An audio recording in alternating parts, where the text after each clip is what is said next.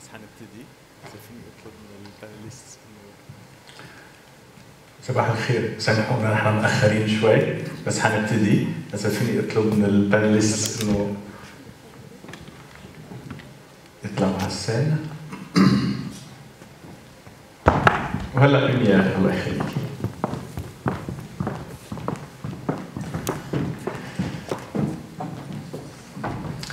عدوا مثل ما بدكم.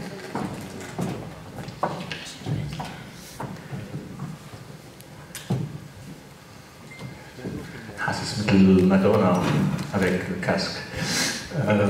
كثير محمس على الكونفرساسيون. Bonjour tout le monde. اسمي مختار أنا كثير محمس على الكونفرساسيون تاع اليوم الصبح.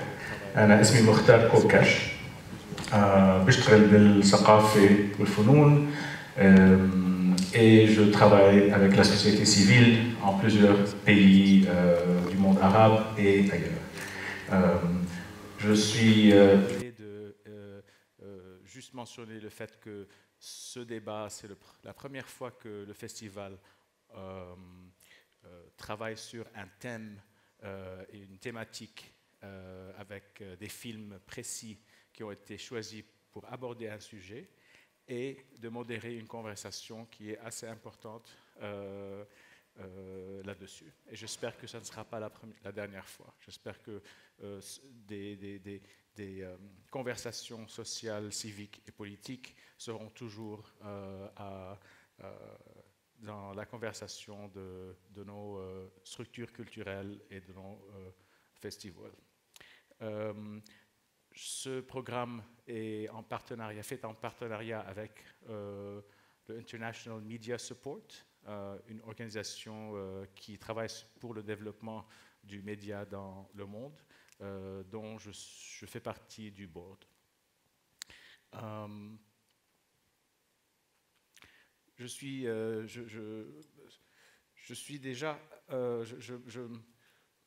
désolé que je ne suis pas une femme aujourd'hui. Et je voulais commencer par dire ça parce que il y a quand même des relations de pouvoir dans tout ce qu'on est en train de faire.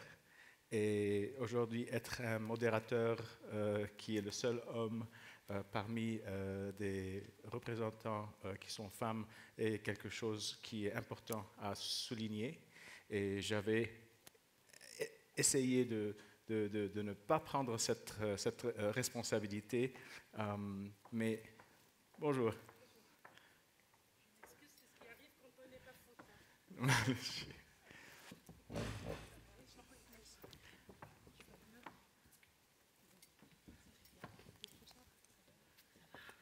On fait la bise aussi.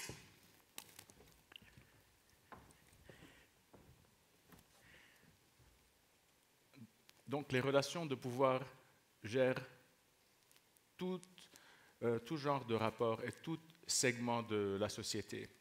Et c'est une des choses que j'ai humblement appris en devenant féministe.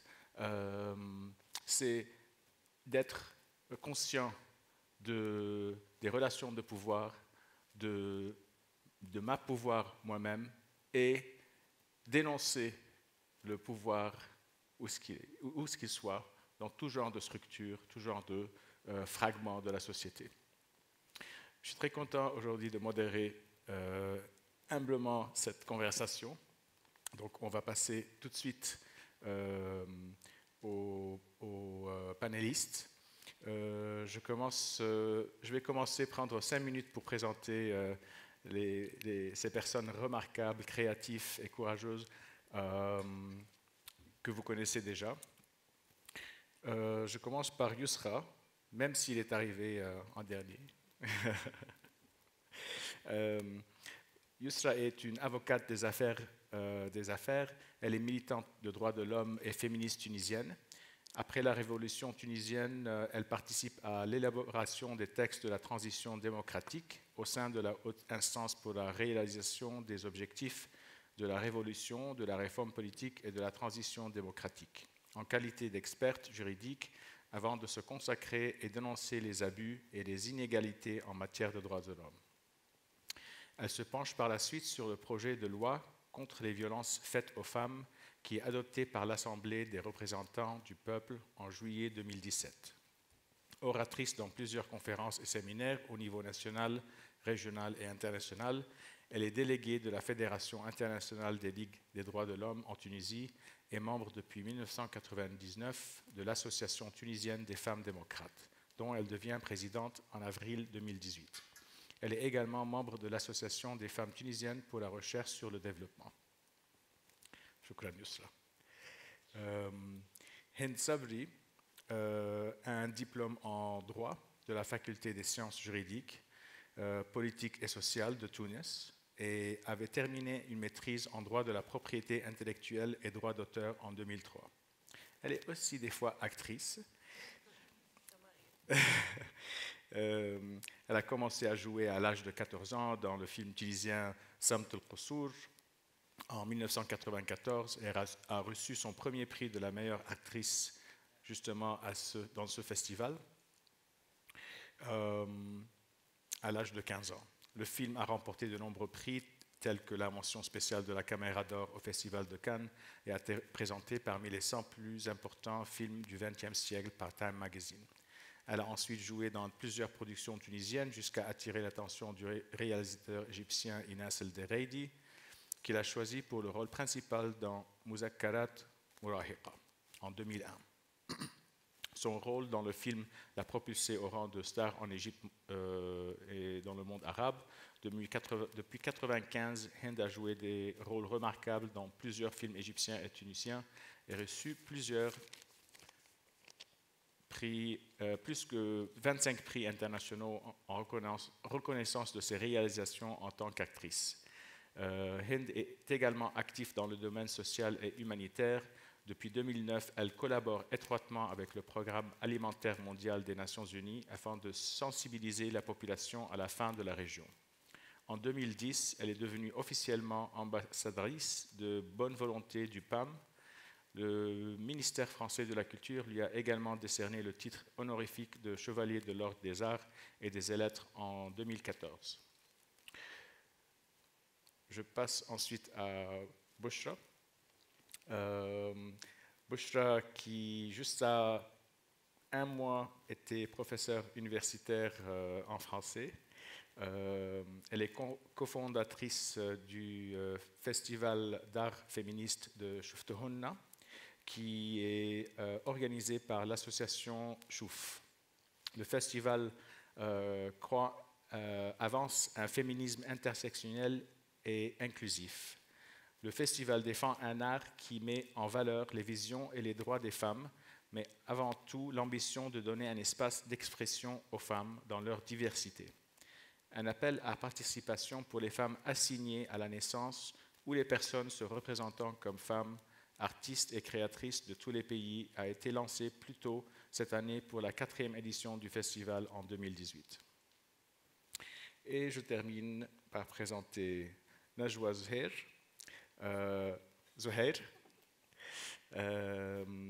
Qui est actrice et journaliste depuis 2000. Elle est aussi animatrice de radio tunisienne. Elle dirige par ailleurs des ateliers de théâtre et d'expression corporelle. Elle est titulaire d'une maîtrise en anglais et relations internationales de l'Institut supérieur des sciences humaines. Entre 2011 et 2013, elle a animé l'émission Chocolat chaud sur la radio publique tunisienne. En 2014, elle participe à la vidéo de la campagne de lutte contre les violences faites aux femmes de l'association Beiti Tunissi. La vidéo est réalisée par Hind Boujema'a. Elle est comédienne dans plusieurs longs et courts métrages, ainsi que de théâtre et de séries télévisées et de téléfilms.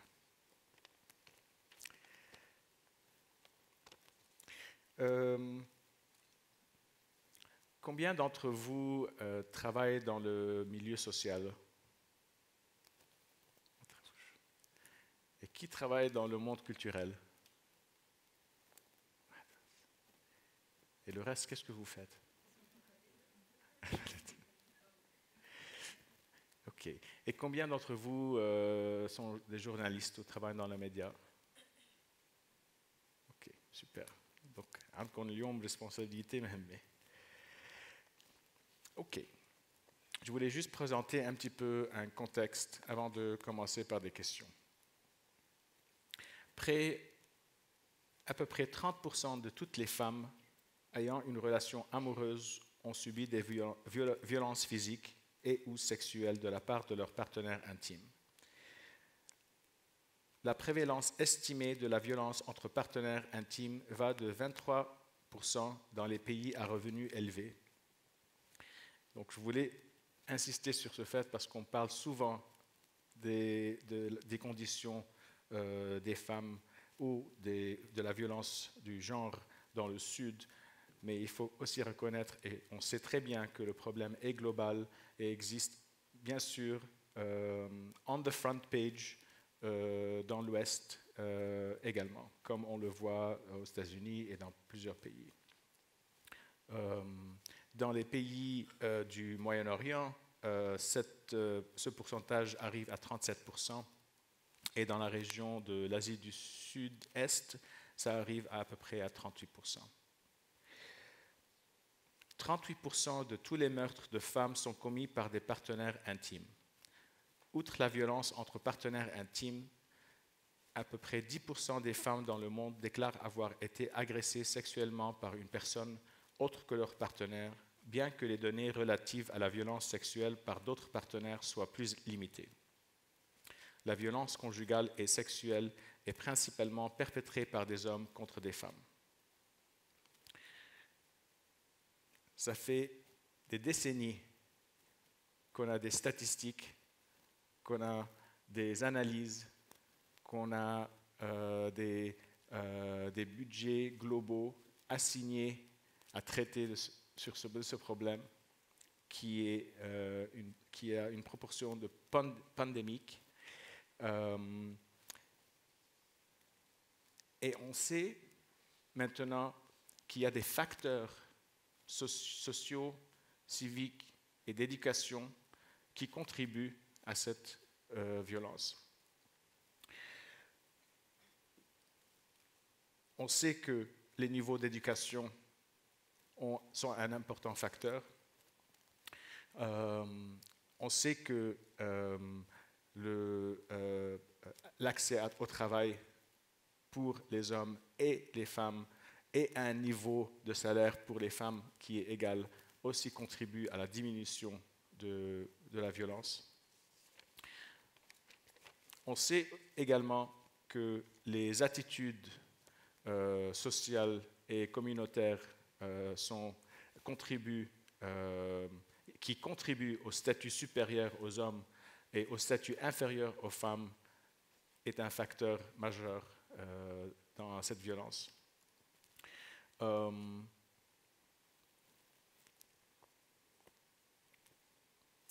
Ainsi que l'idéologie des droits sexuels masculins qui accepte et qui promouvoit qu'une position privilégiée à l'homme dans la femme contribue directement aux chiffres de violence en égard des femmes.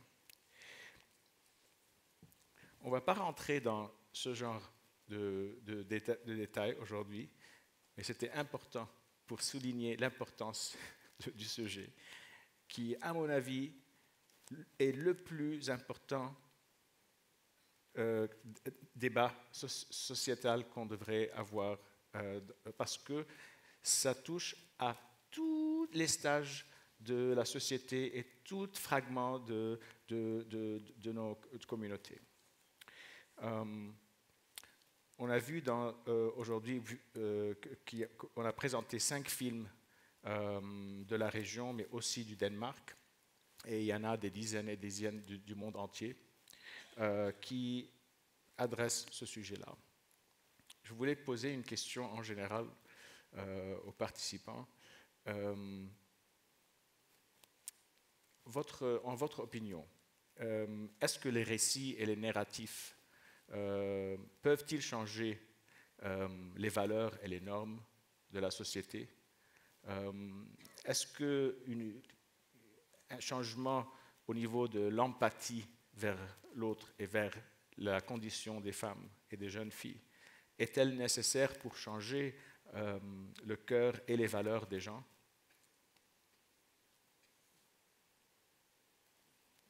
Il y a des micros, donc يلي بيحب ياخد.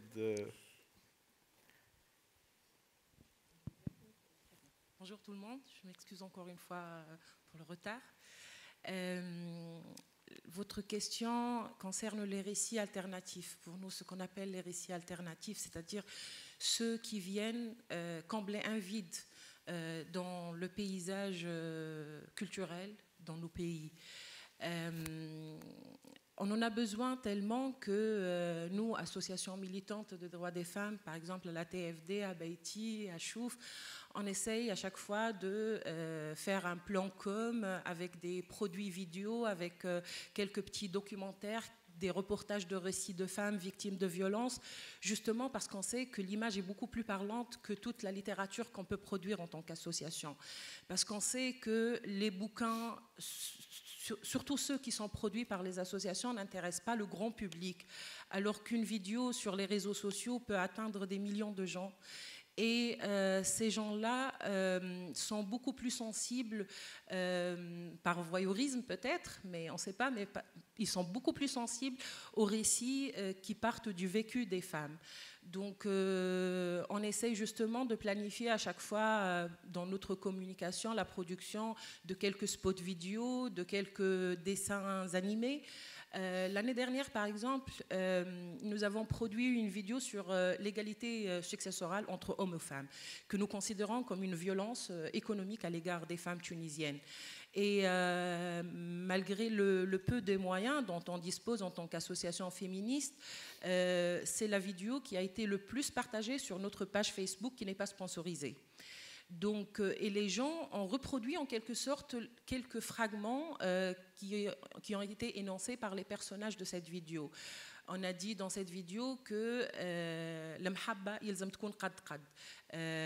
l'amour pour nos filles et garçons doit être à titre égal. Et donc le partage du legs doit être à titre égal. Et c'était un message assez émotionnel, très simple, mais qui est passé très rapidement parmi les gens. Donc oui, on a besoin de ces récits narratifs parce qu'ils sont plus parlants, parce qu'ils sont plus réalistes, plus réels aussi, et parce qu'ils drainent les gens vers nous. Et c'est un exercice pour nous pour rendre notre langage, qui est souvent une langue de bois, qui parle du patriarcat, de la construction sociale, qui donne des privilèges au sexe masculin, qui domine l'autre sexe ou les autres sexes aussi, et les autres identités genre. Mais quand on le vulgarise à travers des notions très simplistes, les gens nous croient plus et ont plus confiance en nous. Voilà, brièvement. Je pense que le silence est au cœur de la violence faite aux femmes. C'est-à-dire, c'est un des piliers de cette construction justement sociétale où aujourd'hui il y a comme un accord tacite que la violence faite aux femmes est une des violences les plus normalisées. Et ça, c'est à cause du silence qui s'est fait autour de cette violence. Vous parliez tout à l'heure des Silences du Palais, mon premier film. Je suis ici en tant que comédienne aussi. C'est un film sur la violence faite aux femmes, sur le droit de cuissage, à l'époque bélicale, qui s'est transformé. Après, on a perdu la notion de droit de cuissage comme on la connaît, mais ça s'est transformé en d'autres pratiques sociétales. Et le droit de cuissage existe encore à des niveaux et à des degrés différents. Les silences du palais. Casser le silence, parler, filmer, écouter, partager, c'est ce qui, aujourd'hui, en 2018, je pense, qui est une année décisive, publiquement et internationalement parlant, quand on parle de violences faites aux femmes. Je pense que parler, aujourd'hui, c'est changer, c'est dénoncer, c'est changer justement cet accord tacite sur « Ah oui, mais la violence faite aux femmes, c'est pas vraiment une violence. » Parce que c'est une violence qui est beaucoup soit familiale, soit dans un cadre qui est, comme on dit, neutre, pas de criminalité. Et donc voilà, c'est très important de filmer, d'écouter, de regarder, d'en parler tout le temps et de ne pas normaliser, de ne pas justement participer à cette normalisation de cette violence. Justement, ce que vous disiez par rapport aux statistiques qu'on connaît, qu'on a vues, revues, aux flyers, au travail associatif qui n'est pas forcément accessible à tout le monde, on ne se doute pas vraiment de l'intensité et de l'ampleur de ces violences-là jusqu'au moment où on les voit, jusqu'au moment où on a accès à des récits véridiques, où des femmes sont là face à nous, en train de nous raconter les atrocités qu'elles ont vécues. C'est là qu'on se rend compte vraiment de l'impact de ces violences-là sur ces femmes, sur leur vie et sur la société. Donc je pense que oui, c'est très important de présenter les informations réelles, tangibles, ces expériences-là de femmes, ces souffrances au quotidien qu'elles sont en train de subir. Je pense aussi que c'est très important de choisir le média à travers lequel on va diffuser ces informations. Certes, la télévision reste aujourd'hui le moyen le plus accessible pour la grande population, mais aussi le moyen le plus dangereux. Et justement, la campagne Baïti dans laquelle j'ai participé et qui dénonce la violence à l'égard des femmes dans les médias, je pense aujourd'hui c'est très important, comme l'a dit Hind, de dénoncer ces violences-là, mais aussi de dénoncer cette banalisation de la violence, cette façon de l'exposer d'une façon naturelle qui est exposée à la grande population, au grand public, et qui aujourd'hui peut nuire à la femme et à la cause et à la défense de l'égalité des genres, à la défense de la femme dans les violations qu'elle subit tous les jours, justement à travers certaines émissions qui présentent ces violences-là comme étant un facteur social accepté, un facteur social qui est toléré par la famille, par la société, par les femmes aussi. Certaines fois, les femmes cautionnent ce genre de pratique, en élevant les enfants de manière différente, en privilégiant le fils, en cautionnant les sanctions injustes du père, en favorisant cette façon d'élever la fille comme étant un corps, comme étant un risque sexuel, de nuire à la dignité de la famille, en cautionnant le frère qui l'abat, en cautionnant le père qui l'abat, ou plusieurs facteurs qui puissent la marginaliser ou lui faire sentir que, étant femme, elle ne mérite pas le respect, la dignité et la justice qui lui sont dues. Et dans ce sens-là, je pense que oui, c'est très important d'en parler. C'est aussi très important de montrer, de souligner que cette façon de cautionner toutes ces violences n'est pas bien et qu'il y a une autre alternative à gérer ces violences-là, justement à travers ces documentaires et le traitement qu'on peut avoir, le traitement intelligent qui puisse changer les mentalités, changer les traditions sociales et les préjugés. On continue avec le même micro. Donc oui, il est plus que nécessaire de faire entendre ces récits de femmes, aussi de leur créer un espace où elles peuvent en parler, où elles peuvent échanger et faire entendre leur voix. Et je pense que c'est ce qu'on essaye de faire dans le festival Shoftuhun, justement, où en 4 éditions, on a montré des œuvres artistiques de plus de 500 femmes venues de plus de 50 pays. Et pour nous, c'est très important que ces récits-là soient dits, mais soient aussi dits d'une manière artistique, parce qu'on pense que, comme Yusra a dit justement, le fait de transposer ces récits-là sous une forme artistique va les rendre plus accessibles peut-être, mais aussi va créer une réflexion autour. Ce n'est pas seulement dire la violence, mais c'est la rendre aussi un moyen artistique d'échange. Et aussi pour nous, donc le festival, c'est sûrement un événement qui est éphémère, qui est seulement de 4 jours, mais on a choisi de le faire dans un quartier populaire de Tunis, qui est Halfawin. On a choisi de faire le festival complètement gratuit et ouvert à tout le monde, pour justement créer cet échange avec un public qui n'est pas forcément intéressé par les arts féministes ou qui n'est pas intéressé au premier abord par ces questions de violence faites aux femmes. Donc pour nous, c'est important que les hommes soient là, sortent de leur zone de confort et viennent écouter les femmes. Et c'est important pour nous que les femmes artistes aussi sortent de leur zone de confort, de parler avec des gens qui sont déjà convertis, pour vraiment s'adresser à des personnes qui peuvent elles-mêmes, en étant conscients ou pas de ça, procéder à des violences contre les femmes. Et nous avons eu des réactions qui ont été très intéressantes de la part d'hommes, justement, dans ce festival. Est-ce que vous avez, par exemple, chacune un exemple à partager avec nous ou un récit, un produit culturel à créer un changement, un dialogue dans l'espace public, dans le collectif? Est-ce que vous pouvez penser, parce qu'on manque d'exemples dans notre travail, et je pense que ça c'est aussi une chose qu'on doit vraiment œuvrer pour travailler sur comment le changement social s'effectue par rapport au changement culturel et normatif. Est-ce que vous avez un exemple auquel vous pouvez penser? Moi, j'ai choisi d'être avocate parce que j'ai vu le film de Atf Taïeb ضد الحكومة. Oui. J'ai voulu être comme Ahmed Zaki au féminin, en fait.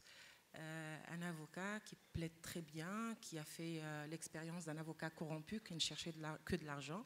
Et après, il s'est trouvé dans une situation très complexe parce qu'ils étaient impliqués à titre personnel aussi dans une affaire de corruption à la base. Et ça a éveillé en lui le militant, le nationaliste et l'avocat des pauvres et des faibles et des marginaux.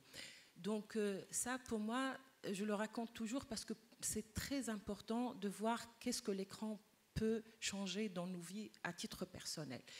Et puis, je pense que, par exemple, dans le cinéma égyptien, le cinéma impérialiste par définition dans le monde arabe, que la production cinématographique a quand même permis de changer des mentalités et de donner des exemples réels. Quand on pense au film Uridu Hallan, par exemple, la question du divorce, les droits des femmes dans les tribunaux.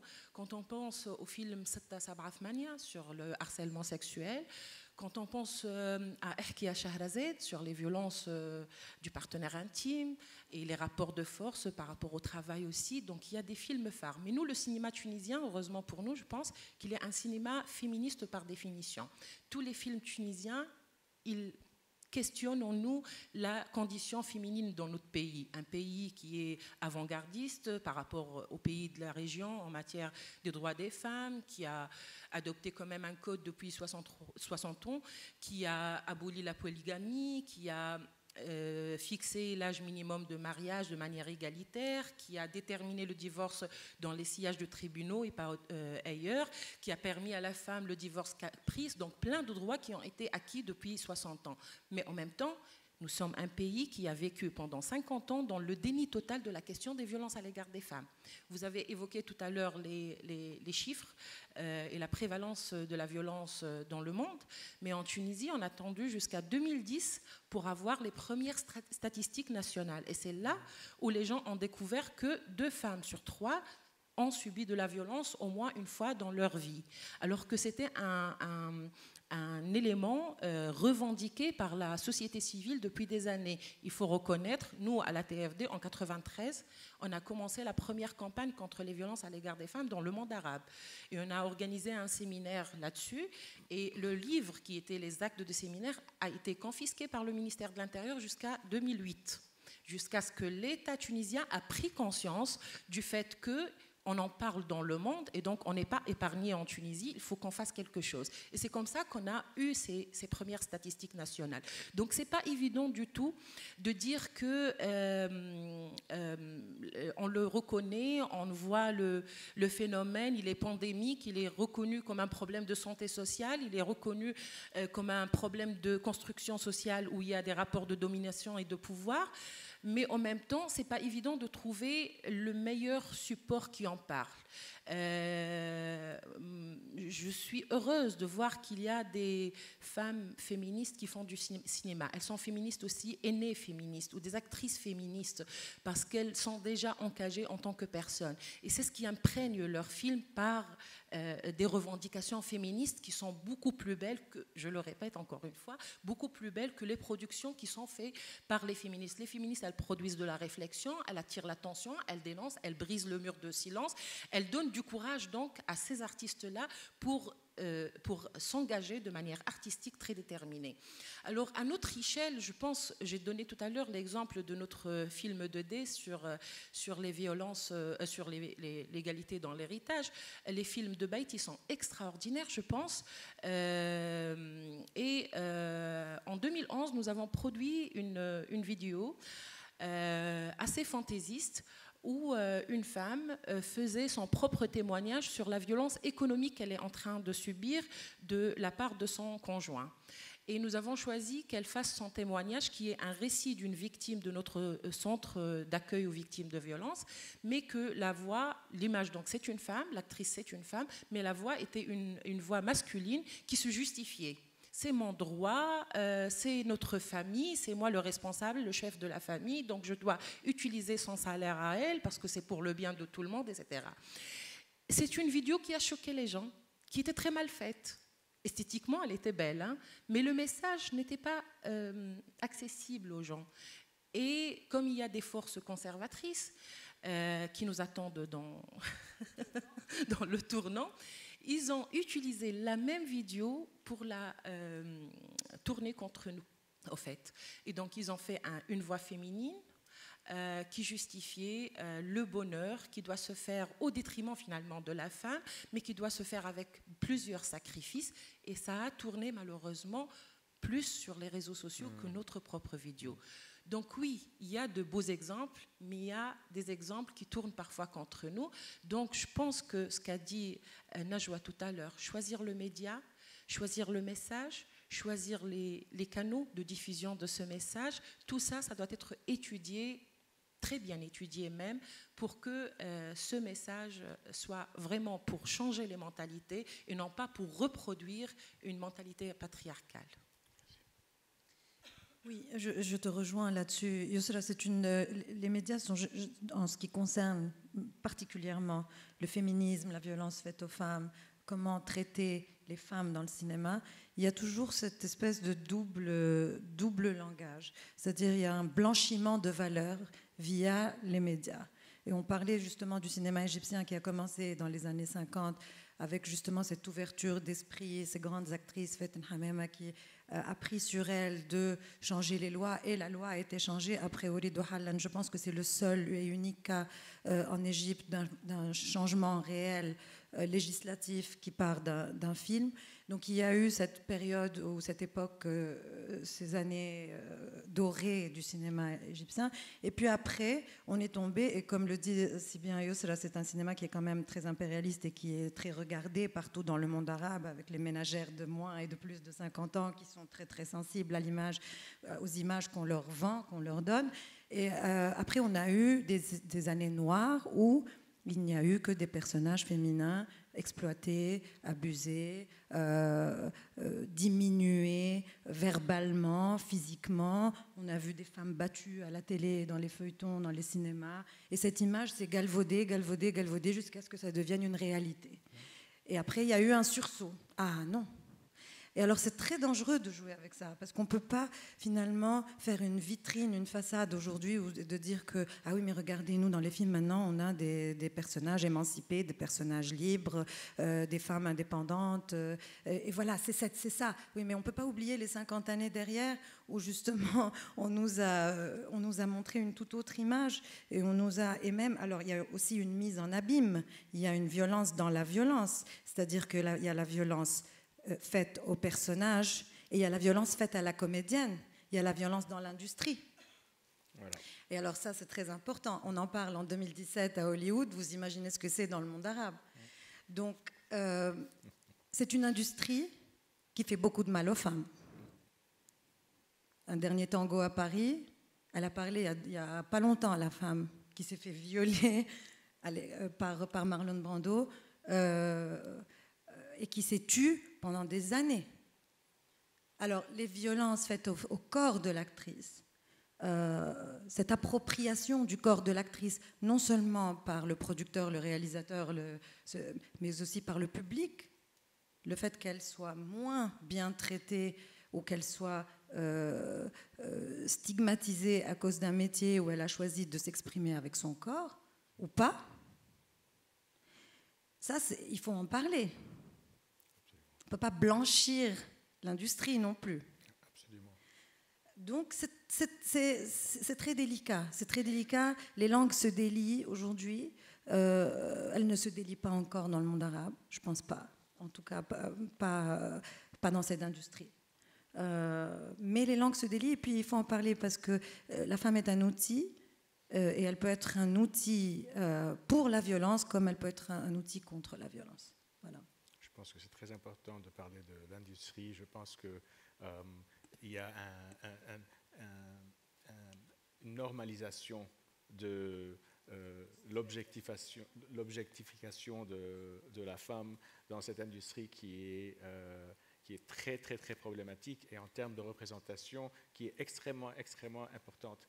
Il suffit juste de regarder les sponsors dans le catalogue du festival pour voir quel genre de langage visuel et quelle représentation de la femme existe et qui est complètement acceptée et normalisée. On regarde sur la dernière page d'un catalogue, il y a une banque qui sponsorise le festival et il y a une grande photo d'une sexy starlette qui est prise de derrière et c'est tout. C'est la représentation de l'industrie. Je voudrais juste ajouter une chose à ce sujet parce que j'ai parlé de l'inverse, mais c'est aussi justement, on disait qu'il y a une génération. D'abord, il y a aussi des hommes qui ont fait des films féministes magnifiques en Tunisie. Nouri Bouzid est pour moi le plus grand réalisateur féministe avec lequel j'ai travaillé. Il a fait des films vraiment de femmes, pour les femmes, et il en a très bien parlé. J'ai eu la chance de faire avec lui Poupée d'argile, qui est aussi un film sur la violence. Finalement, il n'y a que ça. Hein. Mais aussi, il y a eu Ben Familia, il y a eu vraiment il s'est battu pour cette cause. Mais aussi, c'est justement ce que disait Yousra. Alors, c'est l'inverse en Tunisie. C'est-à-dire que c'est la tendance inverse du monde arabe. C'est-à-dire que nous, on a des films où on parle d'une réalité qui est une femme émancipée, qui est une femme libre, qui est une femme... Mais tout le train ne suit pas. Tous les wagons de la société ne suivent pas. Et ça cache aussi, justement, c'est le gros éléphant qui cache ce qu'il y a derrière, qui cache une société qui est à la traîne par rapport à cette femme émancipée qui existe, oui, mais qui n'est pas une majorité absolue aujourd'hui, ni hier d'ailleurs. Voilà, je voulais juste aussi dire que c'est très dangereux les médias parce que ça peut montrer une image qui finalement, on peut juste se contenter de ça et oublier que non, il y a un vrai travail de fond à faire aussi. Absolument, je rejoins Hind sur ce point-là et c'est exactement de ça que j'allais parler par rapport à l'exemple que tu nous as demandé de citer. Je pense que oui, effectivement, aujourd'hui, c'est le contraire qui se passe. C'est-à-dire qu'on bouge énormément sur le plan associatif, on bouge énormément sur le plan législatif pour essayer d'améliorer les choses, de faire des réformes, pour essayer d'accorder beaucoup plus de droits juste et tout à fait évident pour la femme. Mais d'un autre côté, dans les médias, on a l'impression aujourd'hui qu'on régresse. C'est-à-dire que moi je me souviens, avant, il y avait des émissions qui dénonçaient énormément d'injustices sociales, comme par exemple le Mndar. Je trouvais que c'était une émission extraordinaire. Et je trouve qu'aujourd'hui, à partir de 2010, on est en train de faire face à une banalisation terrible, à un cautionnement terrible de violences sociétales tunisiennes. C'est-à-dire qu'il y a des émissions aujourd'hui, par exemple, qui invitent des femmes sous couvert de dénonciation d'injustice, mais ces femmes-là se retrouvent face, par exemple, à des animateurs qui cautionnent les violences qu'elles viennent dénoncer. Et je pense que c'est une double violence qui est aujourd'hui imposée à ces femmes-là. D'où, par exemple, le spot Baïti qu'on a fait et on voit une femme qui arrive, qui dénonce la violence de son mari, la violence et psychique et physique, face à un animateur qui lui dit « mais c'est tout à fait normal, c'est ton mari, tu dois accepter, pour le bien-être de la famille et du foyer, tu dois te taire, et puis il sait mieux que toi ce qui est bien pour toi ». Et donc ce genre de discours, justement, auquel on fait face n'aide pas du tout. Il met les bâtons dans les roues et il essaie de modeler une opinion publique qui ira justement à l'encontre de ces réformes législatives pour lesquelles on se bat, pour lesquelles les associations, les avocats et toutes les organisations tunisiennes se battent. Et c'est là le vrai danger, justement. Et cette campagne Beiti qui a eu un énorme écho, qui est passé il y a quelques années et qui aujourd'hui fait encore parler d'elle, je pense que c'est important de choisir ce genre de médium, ce genre de message, ce genre de spot pour justement sensibiliser et aller à l'encontre de ce genre d'émissions ou de moyens ou canaux qui essayent de légitimer cette violence à l'égard des femmes. Pour revenir aussi au milieu cinématographique et aux choix artistiques qu'on peut avoir dans les films dans lesquels on fait partie ou dans les séries télé ou dans les pièces de théâtre, je pense qu'aujourd'hui c'est très important et ça a été toujours l'un de mes impératifs de professionnel. Aujourd'hui c'est très important de choisir les films, les rôles qu'on incarne, les histoires qu'on raconte, parce que être artiste aussi c'est militer à sa façon, à travers sa présence, à travers son corps. Psychologiquement, ce qu'on véhicule comme émotion et comme histoire est très important aujourd'hui. Par exemple, dans le film de Salma Bakar qui a été projeté l'année dernière lors des JCC, le film El Jeyda montre, raconte et dénonce aussi à sa façon ces prisons féminines qui étaient tolérées par la société tunisienne jusqu'à la fin des années 50, où le Wali el-Amr, le père, le frère, l'oncle, le grand-père, le mari, pouvait décider à un moment ou à un autre d'emprisonner sa femme, sa fille, sa sœur, sa mère peut-être aussi, dans ces prisons sociales, entre guillemets, qui ne tolèrent pas et emprisonnent les femmes lorsqu'elles décident d'avoir une voix, lorsqu'elles décident de dénoncer un tort, lorsqu'elles s'expriment tout simplement ou ont envie d'exister à part égale. Ça aussi, c'est une très grande responsabilité, je pense, qui nous incombe, que ce soit sur le niveau législatif ou associatif ou social, mais aussi qui nous incombe en tant qu'artistes, de véhiculer, de transmettre ce genre d'injustice, de créer une empathie autour, de créer la réflexion autour et de se dire quels sont les moyens aujourd'hui d'avancer pour ne plus aller en arrière, pour ne plus cautionner toutes ces pratiques-là et essayer justement de donner non pas une vision vraiment féministe, mais vraiment une vision égalitaire des genres. C'est ça, je pense, qui est le plus important et qui prime aujourd'hui. C'est cette égalité, c'est ce traitement égal et à juste échelle de la femme et de l'homme. Donc oui, par rapport à l'industrie cinématographique en Tunisie, je ne peux parler que d'un point de vue de spectatrice peut-être avertie. Mais c'est vrai que la plupart des films ont une intention qui est très progressiste, qui est très par rapport donc, aux violences faites aux femmes. Malheureusement, des fois, justement, l'intention et le rendu, il y a un petit écart entre les deux. Et je pense que c'est important, justement, de travailler sur cette intention et de la rendre plus efficace, parce que des fois, en voulant trop caresser dans le sens du poil ce que la société tunisienne pense, on est là à refléter justement ces violences-là et à les justifier. Et ça, c'est quelque chose qu'on voit malheureusement très souvent dans les films tunisiens, où pour parler de ces violences, on leur trouve des justifications, et ces justifications sont peut-être des fois montrées d'une manière qui est assez sympathique pour la personne qui oppresse. Mais bon, ça c'est juste le point de vue de la spectatrice.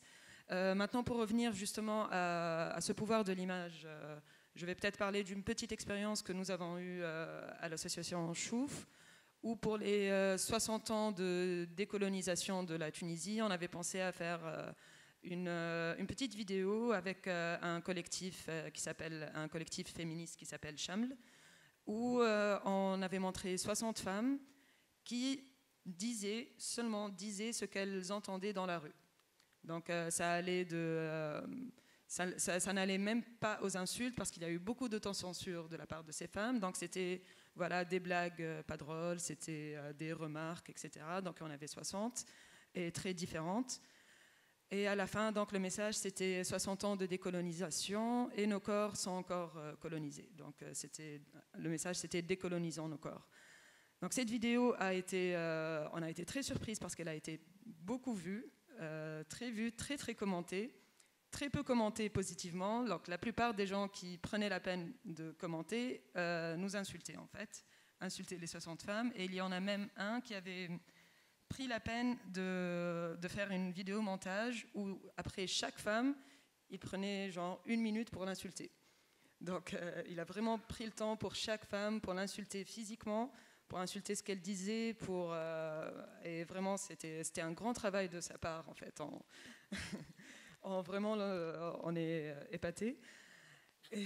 Et du coup, donc, pour nous, c'était vraiment notre première expérience. C'était en 2016. C'était notre première expérience où on était vraiment face au grand public, disons. On a beaucoup stressé. On peut dire qu'il y a beaucoup de femmes qui étaient dans la vidéo, qui ont reçu des insultes, même de la part de leurs amis, et qui ont décidé d'enlever Facebook, d'enlever tous les réseaux sociaux pendant une bonne partie. Qu'est-ce qui vient, c'est quoi la première étape? Est-ce que c'est des changements culturels qui débouchent à des changements législatifs, ou est-ce que c'est des changements législatifs, politiques, qui finalement débouchent à des changements dans la société? On a plein d'exemples. On sait qu'un changement collectif culturel est nécessaire pour changer les normes et les valeurs, ainsi que les législations. Par exemple, un des premiers exemples, on parle dans cette littérature, on parle de l'impact de Oliver Twist, le roman de Oliver Twist, qui a montré la condition du travail des enfants dans la société post-industrielle, qui a focalisé le collectif en Angleterre pour changer finalement les lois. On peut aussi regarder par exemple l'impact que le Cosby Show, malgré le fait qu'aujourd'hui ce personnage qui représente le père idéal, le mari idéal, se retrouve en tôle finalement, ce qui est une chose remarquable pour notre société et pour notre conversation. Mais le Cosby Show, avoir une famille noire pendant une dizaine d'années dans la maison de tout le monde, change l'idée de la personne noire aux États-Unis. Qu'est-ce qui vient avant pour vous? Vous pensez que est-ce que c'est les conditions? Par exemple, en Tunisie, on a eu des lois au début, il y a 50 ans, de lois très importantes qui peut-être ont géré ces relations. Mais je sais qu'il n'y a pas une réponse correcte, mais quels sont vos avis sur... Alors, c'est un débat vraiment toujours ouvert au sein des associations. Est-ce qu'on doit travailler sur le changement des mentalités? Donc, notre priorité, c'est la sensibilisation, vulgarisation, conscientisation peut-être, ou alors travailler pour que les lois changent, parce que les lois sont un moteur de changement sociétal. Et ça dépend. Ça dépend en fait, ça dépend.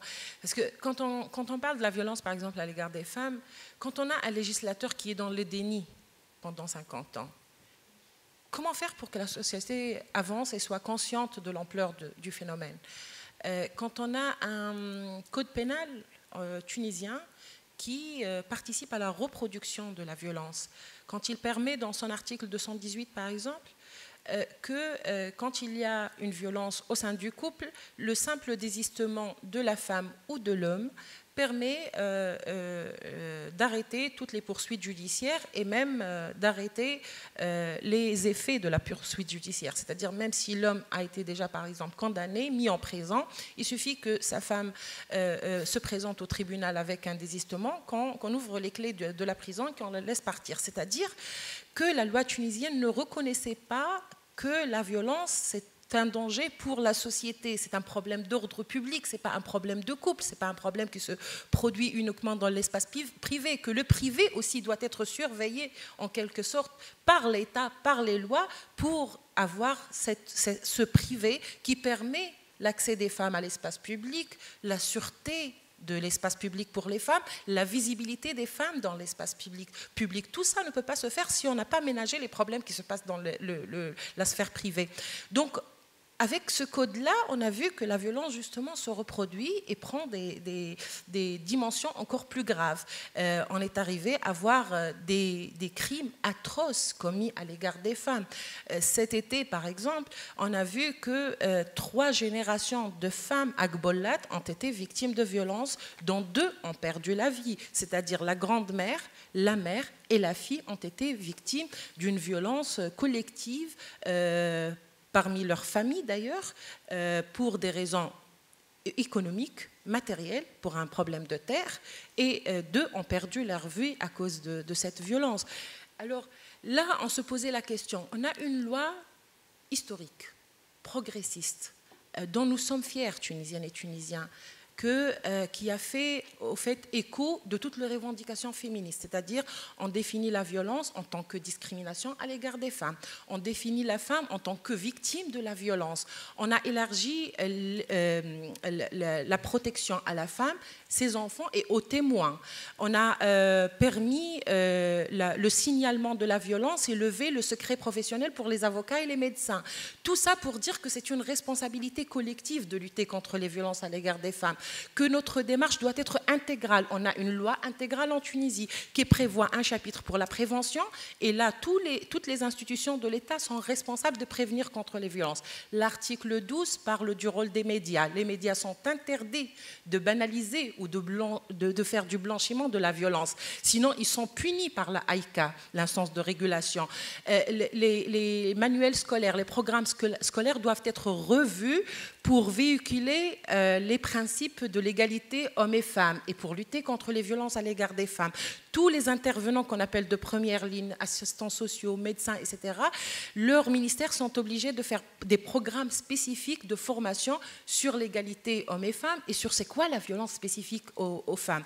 Donc il y a un axe prévention. Ensuite, bien sûr, c'est inévitable, il faut avoir un axe sanction pour lutter contre l'impunité, justement. Et là, on a pratiquement remédié à toutes les carences qui existaient dans le code pénal. Ensuite, on a un chapitre prise en charge et protection, et on a permis d'autres mesures de protection qui ne figuraient pas dans la loi tunisienne, c'est-à-dire une ordonnance de protection donnée avec des procédures très allégées, dans un laps de temps très limité. 15 jours, la femme peut obtenir une ordonnance de protection qui permet même l'éloignement de l'agresseur. Tout ça, c'est bien, c'est un très bon package. Alors, comment avoir une telle importante loi et voir qu'on était en 2017 et voir qu'on était de 2018, il y a 3 générations de femmes qui ont subi de la violence. Parce que justement, la loi, c'est le même wagon qui n'a pas été suivi par les autres. Donc la loi est très progressiste, mais le ministère de l'Éducation n'a pas commencé à faire la prévention nécessaire. Il n'a pas révisé. Il n'a pas même déclaré son intention de réviser les programmes scolaires. Le ministère de la Justice ne se sent pas du tout concerné par la formation des juges. Donc il a juste créé des espaces pour l'accueil des femmes victimes de violences. Or, la personne qui va accueillir la femme n'est pas sensibilisée à la question, ne connaît pas ce texte de loi. Elle l'accuse, justement, parfois, elle l'accuse, absolument. Alors, il n'y a que la police, et ça c'est un peu étonnant venant de la présidente de la TFD, il n'y a que le ministère de l'Intérieur qui s'est senti responsable de la bonne application de la loi. Donc il a créé les institutions nécessaires, etc. Et en même temps, on est en échange avec eux et avec elles, surtout parce qu'il y a un personnel féminin très sensible au sein du ministère de l'Intérieur à la question des violences à l'égard des femmes, parce qu'elles ont tellement travaillé avec les victimes de violences qu'elles ont compris l'ampleur du phénomène. Et là, le ministère de l'Intérieur se trouve isolé. Un ministère quand même de souveraineté en Tunisie, où il y a un ministère de santé qui ne suit pas, qui ne délivre le certificat médical initial qu'après 1 mois, alors que la procédure doit commencer pour avoir l'ordonnance de protection dans 15 jours. Vous voyez un peu. Donc, les lois sont très importantes, mais il y a d'autres démarches très importantes, tout un système qui doit se mettre en place. Et les lois peuvent interagir avec cette société qui est en train d'évoluer réellement grâce aux autres lois ou de statut personnel, mais autre chose aussi qui ont fait évoluer grâce à un effort d'intellectuels tunisiens. Quand on parle de la Tunisie, on parle de Tahar El-Haddad, un homme qui est dans les années 30, qui a revendiqué l'égalité successorale, qui a revendiqué, qui a dit que le voile n'est pas une obligation religieuse. Donc toute cette idée éclairée a permis de faire évoluer la société. Les lois devraient suivre à un certain moment. En 2017, la loi sur les violences a suivi, entre autres parce qu'il y a une mobilisation autour, et là je reviens à l'autre thème au fait, autour de cas réels, de cas véridiques. Quand on voit la mobilisation qu'a fait le cas de Mariam Ben Mohamed, victime de viol de 2 agents de police, qui a risqué devant les tribunaux d'être jugée elle-même coupable et qui a produit un livre sur son histoire. Ce livre-là a été filmé dans un film, alors, La Belle et la Meute, et le film a bien véhiculé notre message que le viol ne doit pas être justifié, que le viol peut être commis par les institutions de l'État et justifié par les institutions de l'État, qu'un viol sans une procédure saine qui prend en charge la question des violences, qui la comprend, ne peut pas être aboli dans notre pays, qu'il ne faut pas avoir une tolérance. Donc tous ces messages ont été reproduits à partir d'un cas véridique qui était sujet d'une mobilisation citoyenne très importante, qui a été aussi sujet d'une poursuite judiciaire stratégique pour nous, un cas de justice emblématique avec une coordination très large, une bonne communication autour, s'est transformé en film. Et je trouve que la loi faisait un peu l'écho de l'histoire de Mariam parce qu'elle a essayé de remédier aux lacunes qui figuraient dans le code pénal. Et tout cela doit aller en parallèle, je pense. Donc c'est tout un système, j'y reviens rapidement, c'est tout un système où il y a le changement de mentalité qui peut se faire par la loi, mais pas par la loi seule. Mais la loi est inévitable pour dire que les décideurs publics sont conscients de ce problème et ont la volonté politique d'avoir une tolérance zéro avec les violences. Réponse complète, merci beaucoup. Je vais essayer de bouger un petit peu parce qu'on est un petit peu en retard et il y a encore des choses à aborder avant d'ouvrir un petit peu pour quelques questions. Donc, où est-ce qu'on en est aujourd'hui en termes de situation, que ce soit en Tunisie ou bien dans la région? Quel genre de progrès on a fait? Est-ce que les choses sont en train de bouger? Oui, elles sont en train de bouger inévitablement, bien sûr, parce que le monde est devenu un tout petit village connecté, globalisé, où on ne peut plus cacher grand-chose, où tout est aujourd'hui exposé ou exposable, où Internet, comme il peut être une arme qui nuit beaucoup aux femmes, hein, dans la violence, dans les réseaux sociaux, la violence verbale, les images aussi très choquantes qu'on peut voir parfois, mais aussi c'est un espace, enfin certains espaces sont quand même des espaces de confiance aujourd'hui où les femmes se retrouvent sur Internet, sur des plateformes, sur des plateformes justement où elles peuvent s'exprimer, où elles peuvent partager leurs expériences, où elles peuvent demander de l'aide, où elles peuvent rencontrer virtuellement des gens qui peuvent potentiellement aider, qui peuvent potentiellement relayer l'histoire. Donc ça bouge bien sûr dans les deux sens, c'est-à-dire que la violence est plus violente et la résistance est plus résistante. C'est ce que je pense, en tout cas moi en tant pas que demi-juriste et semi-comédienne ou une femme qui touche un peu à tout, j'estime que ce monde est plus violent à l'égard, parce que moi je suis pas très pour justement, ah oui, alors il y a la violence aux femmes dans le monde arabe et il y a la violence aux femmes ailleurs. Non, c'est vraiment un thème universel, global, et c'est un des thèmes où on a le moins évolué en tant que citoyen de ce monde. On n'a pas beaucoup évolué, parce qu'il y a eu beaucoup de silence, il y a eu beaucoup de déni, justement des deux côtés, et même des femmes généralement. Donc c'est global. On en parle, mais ça existe. Et comme le disait Youssef, c'est tout un écosystème, c'est toute une vision à long terme qu'il faut avoir, et une vision mondiale. Et aujourd'hui, la vision est plus mondiale. C'est-à-dire qu'aujourd'hui, une femme qui parle aux États-Unis, qui parle d'un viol fait par un juge, il y a une femme du Sénégal qui en parle en même temps. Il y a les femmes indiennes qui ont été bannies du temple la semaine dernière qui disent « Ah, mais nous, c'est la même chose ». Et ça, c'est magnifique d'avoir des femmes de toutes les cultures, de toutes les religions, de toutes les ethnies qui sont là en se disant « Voilà, nous, ce qu'on revendique aujourd'hui, c'est un espace en sécurité, en confiance, où on peut dire « ça m'est arrivé aussi ». Et ça, il y avait un silence quand même, une chape de plomb jusqu'à il n'y a pas longtemps, où personne n'osait vraiment parler, personne n'osait vraiment dire « c'était oh oui, c'est pas très grave, voilà, c'est toujours chez les autres ». Et puis justement, je reviens justement à cette question des médias. Le média, quand il est crédible, ça c'est très important, crédible, et quand il est en phase avec sa société, ou avec le public qu'il cible, peut être un catalyseur, bien sûr, moins un déclencheur, je ne pense pas, mais un catalyseur. Ça peut aller beaucoup plus vite avec l'image, beaucoup plus rapidement, ça cible beaucoup plus rapidement.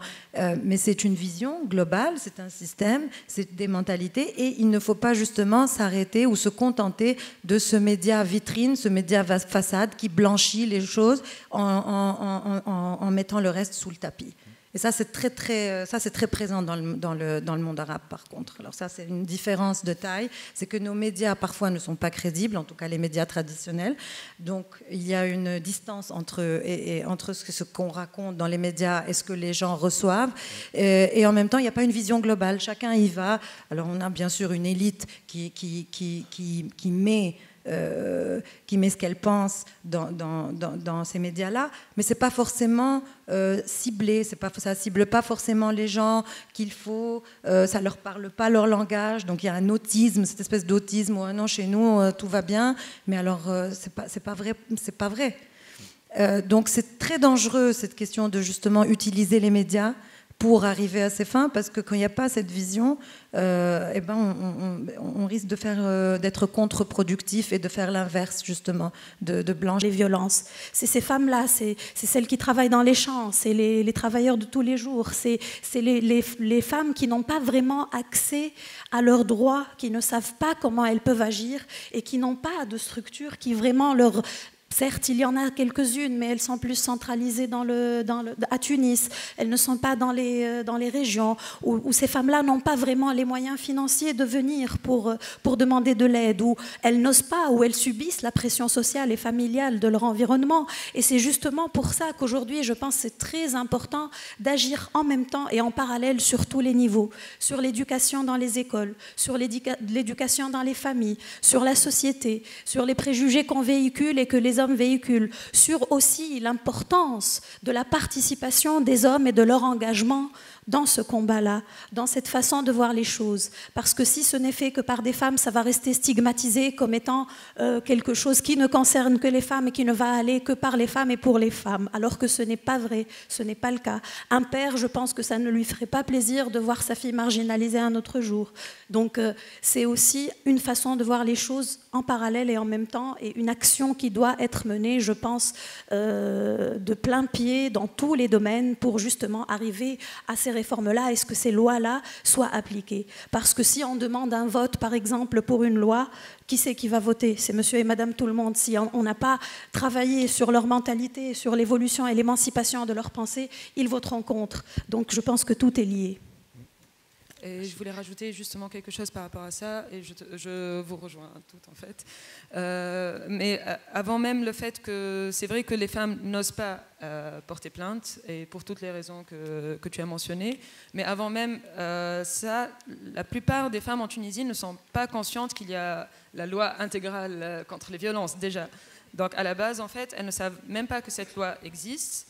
Il y a aussi un très grand manque d'informations sur quels sont les types de violences qui sont prises en considération par cette loi. Là, je parle par rapport à un projet autour de La Belle et la Meute qu'on avait fait avec les FIDH, avec Yosra notamment, avec aussi l'association éco-cinématographique, où on avait fait une tournée dans les prisons et dans les foyers universitaires, dans les centres d'hébergement de femmes victimes de violences, avec le film La Belle et la Meute, mais où on expliquait justement la loi intégrale et on expliquait les formes de violence qui sont prises en considération. Donc, je peux vous dire que une très grande majorité des jeunes femmes étudiantes dans les foyers universitaires ne savent pas que cette loi existe et ne savent pas comment porter plainte, ne savent pas les facilités de cette loi-là, justement. Et là, c'est un grand problème de l'État, justement. C'est très bien de faire ce genre de loi, mais il faut que les premières personnes qui sont concernées par cette loi en soient conscientes, sinon elles n'iront jamais porter plainte. Donc, tu m'aides à parler, à finir avec une dernière question, mais je voulais juste souligner quelque chose qui est très important. J'avais préparé toute une section sur ce sujet-là, mais je ne pense pas qu'on aura le temps.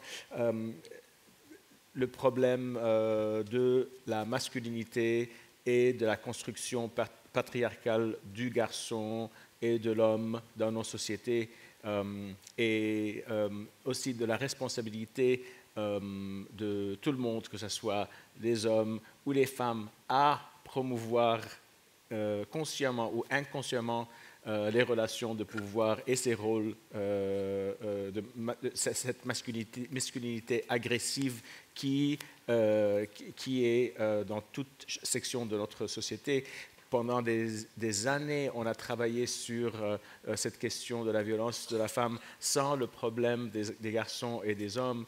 Et puis, on s'est rendu compte qu'à chaque fois que ces femmes-là rentraient chez elles, il y avait un facteur majeur qu'on ne travaillait pas du tout dessus. Bon, maintenant, avec des programmes progressifs, il y a un travail avec les garçons et sur les hommes, parce que c'est le facteur essentiel, finalement, sur ça. Et le problème de la masculinité et de l'enseignement des garçons dans nos sociétés est primordial. Je ne sais pas, on n'aura peut-être pas, mais si vous voulez faire une intervention tout à l'heure sur ce thème, allez-y. Je voulais justement, avant de conclure et d'ouvrir à des questions, parler un petit peu de qu'est-ce qu'on peut faire avec le produit culturel, les récits, pour avancer. Quelle idée est-ce qu'on a pour avancer un petit peu plus? Je travaille beaucoup sur l'intersection du culturel et de l'humanitaire. Et pour moi, la société civile qui travaille sur des problèmes sociaux ne dépense pas assez de ressources, d'intellect et d'énergie et de vision intellectuelle sur ce changement. On pense seulement que c'est de la com, par exemple, alors que ça devrait peut-être faire 50% de l'intégralité du travail social et humanitaire. Bien sûr, il y a un changement qui est en train de se faire. Et par exemple, prendre ce film et le montrer à des universitaires et travailler sur la loi et expliquer qu'il y a des répercussions est très, très important. Donc, qu'est-ce qui manque encore? Quel genre d'idées créatives peut-on avoir pour vraiment utiliser ces récits et les produits culturels et les films pour créer un débat, pour créer une éducation? Par exemple, utiliser il y a des films, on peut faire un curating de films qui parlent de ce sujet et qui soient disséminés dans toutes les universités, toutes les écoles, avec une programmation, etc. Quel genre d'idées est-ce qu'on peut avoir dans le futur pour vraiment ouvrir l'impact et vraiment utiliser l'impact du produit culturel sur ce sujet-là? Justement, je pense qu'aujourd'hui, c'est très important d'intervenir dans les milieux éducatifs, là où l'éducation commence, c'est-à-dire dans les écoles, dans les écoles primaires, dans les lycées, dans les universités, faire des événements où on peut vraiment sensibiliser les jeunes, les plus jeunes et les moins jeunes, justement, à cette égalité-là, à l'importance de ce traitement égalitaire, à l'importance de la justice, à l'importance des droits humains et aussi les sensibiliser par rapport à toutes les violations qui existent. Je pense que c'est très important de faire ça. Parce qu'on ne peut malheureusement peut-être pas agir très efficacement au sein de la famille dans le sens où les parents ont déjà transmis une certaine éducation, mais je pense qu'on peut intervenir au-delà, en post-éducation ou en parallèle, pour essayer justement de susciter cet éveil chez les jeunes et les moins jeunes.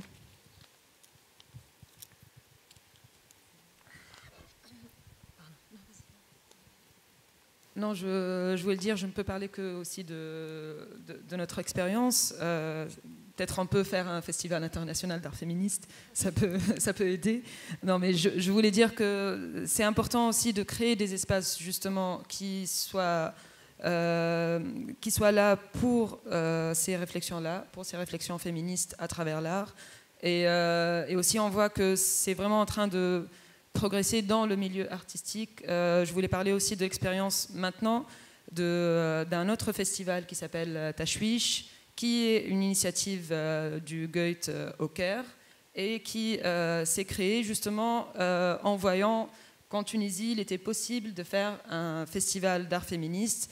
Et donc, elles ont eu l'idée de faire un festival qui se rapproche beaucoup au Caire. Et pour nous, c'est vraiment une victoire justement que ce genre d'initiative commence à se propager aussi dans le monde arabe ou ailleurs, que ça ne s'arrête pas dans un lieu, dans un temps, mais que justement ces artistes-là trouvent d'autres lieux où parler. Maintenant, bien sûr, la limite, c'est que ce n'est toujours pas très grand public, donc peut-être le pas en avant serait que ce genre de format et ce genre d'art, ce genre de médium se retrouve aussi dans les télés, parce que qu'on le veuille ou pas, la télé reste vraiment l'arme médiatique qui va toucher le plus. Donc essayer d'intégrer petit à petit des formats, des films, des feuilletons aussi qui prennent conscience de l'importance de véhiculer des messages féministes.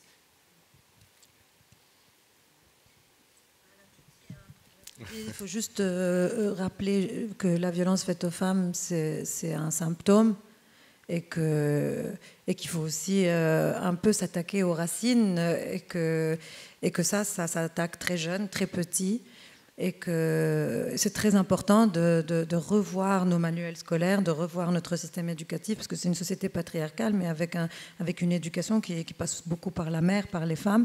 Et ça, c'est un énorme projet, c'est une vision enchevêtrée.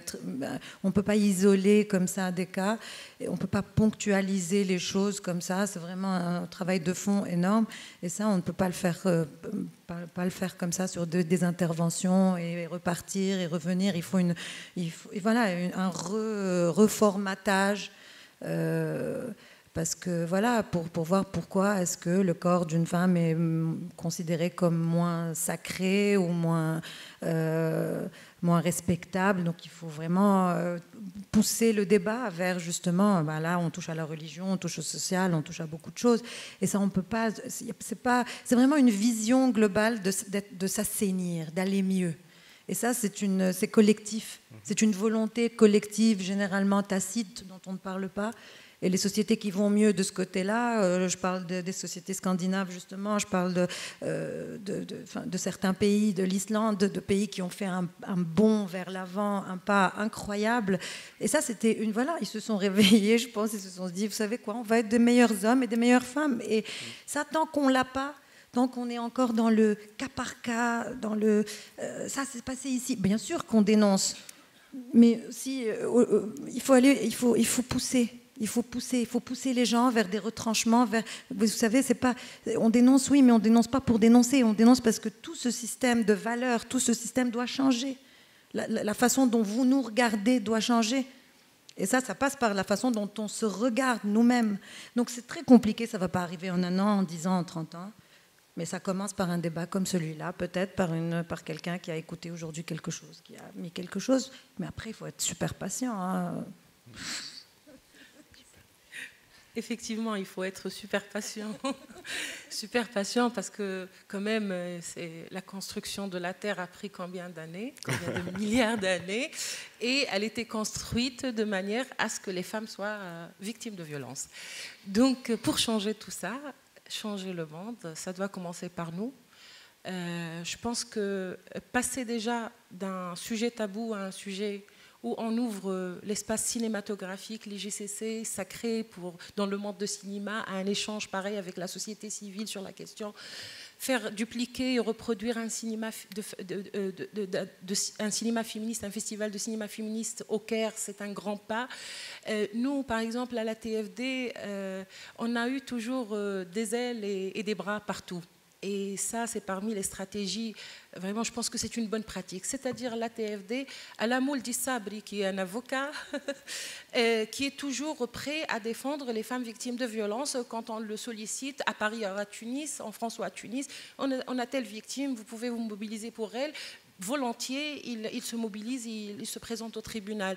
On a dans l'espace artistique et culturel notre grande amie Zainab Farhat avec son El Teatro, quand on était victime de répression politique, quand le régime de Ben Ali ne permettait pas une salle pareille, on allait chez Zainab Farhat tout simplement, même si l'espace est petit, même si on est dans le sombre total, dans le noir, mais on était toutes contentes parce que c'était un espace de liberté et un espace de confiance. Et Zainab, elle reproduisait nos messages d'une autre manière, c'est-à-dire elle essayait d'influencer les pièces de Tawfiq Jbeli avec une empreinte féministe, elle essayait de faire chaque année les Antigones, les magnifiques Antigones, un festival de réflexion sur les figures féministes emblématiques. Elle a interpellé la TFD sur le premier débat sur le racisme à l'égard des femmes noires en Tunisie et l'exploitation double ou triple que subissent les femmes noires.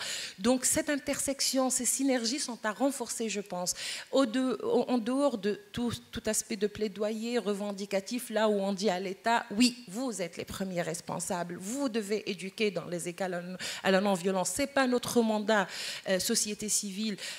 Au-delà de cet aspect revendicatif, on fait de belles choses dans l'amour, dans la gaieté, en essayant de créer un monde meilleur et on utilise tous les vecteurs, toutes les sources possibles. Alors sur la question du culturel, justement, nous on l'appelle plan com peut-être, c'est très minime, mais ce n'est pas notre vocation. Moi, ce que je souhaite dire, c'est ma position personnelle. Il faut que les artistes, les poèmes, les cinéastes fassent ce qu'ils voient comme leur mandat, comme leur raison d'être dans ce monde-là, en tant qu'artistes d'abord. Et c'est à nous de voir après comment l'utiliser. Nous, en tant que société civile, on ouvre les débats parce qu'on est des perturbateurs de la société, on veut créer comme ça des débats, etc. On le fait, c'est notre responsabilité.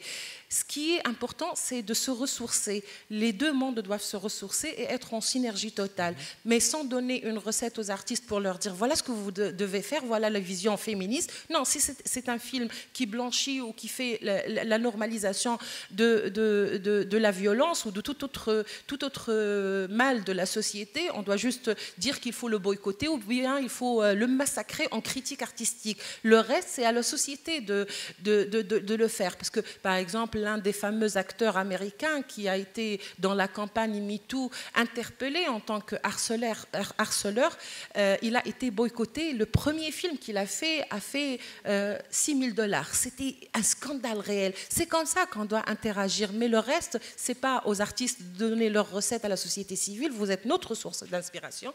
Pareil, ce n'est pas à la société civile de donner ses recettes, quoi qu'elles soient importantes sur le plan réflexion, revendication, aux artistes aussi, parce qu'à chacun son monde, et ces mondes-là doivent interagir sans qu'ils soient vraiment des milieux de cloisement. C'est des milieux d'interaction. Voilà. C'est clair qu'il y a une possibilité qui est incroyable pour élargir cet espace-là et créer une relation symbiotique pour adresser les choses.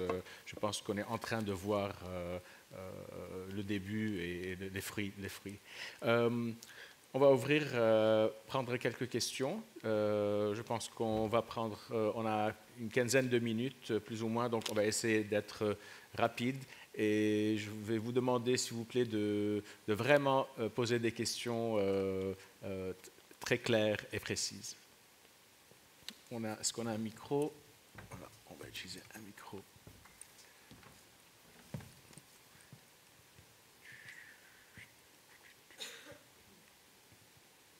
ما في ولا سؤال؟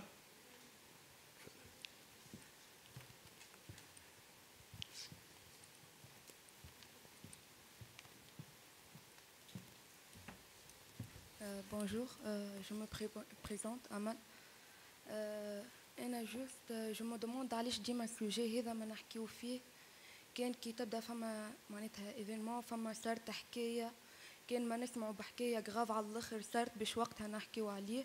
علاش ما فماش معناتها التوعيه وكل شيء في الليسي في لي كوليج في لي زيكول معناتها في حاجات اخرى معناتها نحكيو فيه كل يوم لازم باش نبدلوا. خاطر انا قدام المره معناتها نحضر حاجات ديبا كيف هكايا وكل شيء مي جوست نحكيو نخرجوا من السال نسيو كل شيء معناتها جوست في الاسباس هذاك نقعدوا غاديكا نخرجوا سي بون نرجعوا لحياتنا العاديه يصيروا برشا حاجات ما معناتها فما شكلي بالحق تحكي معناتها يبقى في المخ وتمشي معناتها جوست نحب نقول معناتها il faut passer à l'acte. هذا شنو نحب نقول.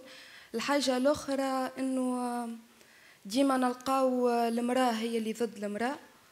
البارح اخر حاجه صارت انه مراه ورايا تحكي هي ومراه اخرى قالوا معناتها انه لا في الحاسيل في الصف معناتها يحكيو انه كيفاش معناتها شبيهم يساو ولاو هكايا يا اخي نورمال مراه تتكيف في الشارع شبيهم معناتها ولاو نقولوا احنا وليت فما همجيه هكا هما معناتها يحكيو انه زاده كيف قالت لك زاده شبيهم معناتها ملا رجال ولاو عندنا انه ولاو سامحوني في الكلمه يبدلوا كوش للي بي نتاعهم معناتها وين الرجله نتاعهم كي جيسبر كو فهمتوني سي سا اللي حبيت نحكي عليه. On va prendre plusieurs questions avant de réagir.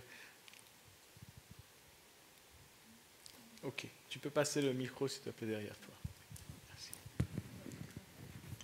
Je vais me présenter. Donc, Rahma Jalil, je suis assistante réalisatrice donc l'industrie cinématographique.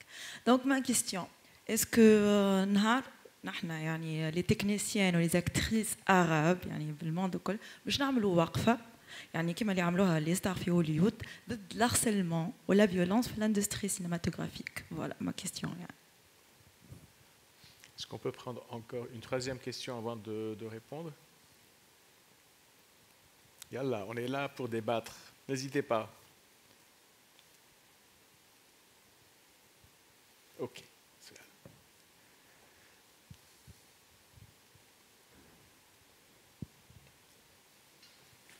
السلام عليكم. جو بريزونت وسام مختار جورناليست.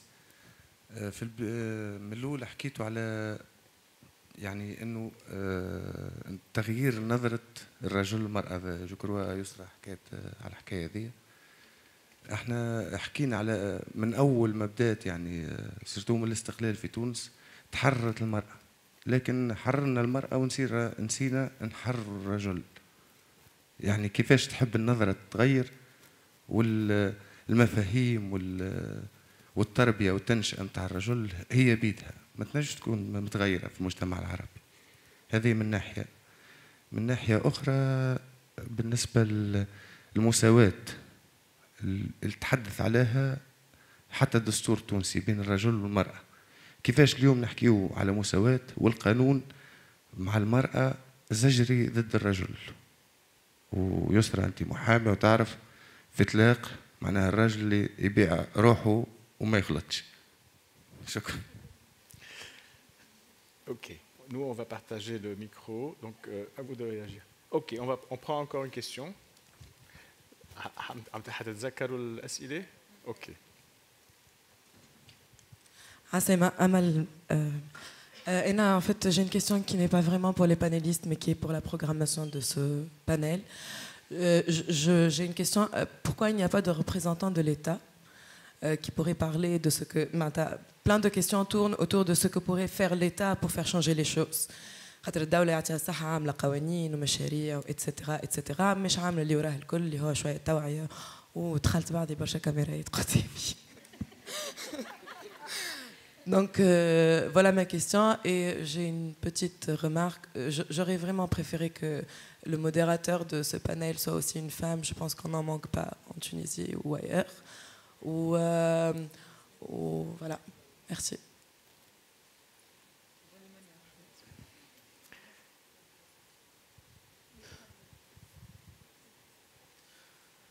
Juste pour faire un peu lancer le débat par rapport à la question qui a été posée tout à l'heure. En fait, je comprends ce monsieur et beaucoup d'autres, parce que là, aujourd'hui, ce que j'ai entendu, c'est beaucoup de choses positives par rapport à la législation tunisienne et par rapport au fait que la Tunisie soit avant-gardiste et la femme est émancipée, etc. Deux petites critiques par rapport à ce genre de discours. Justement, le fait qu'on ne sache pas que la législation tunisienne est encore très en retard par rapport aux questions d'égalité, aux questions des violences faites aux femmes, etc. Notamment le code de statut personnel. Donc je pense que ça serait une réponse à donner à la remarque du monsieur. Ensuite, par rapport au type de violence faite au type de femmes, c'est-à-dire on n'a pas vraiment défini qui sont les femmes.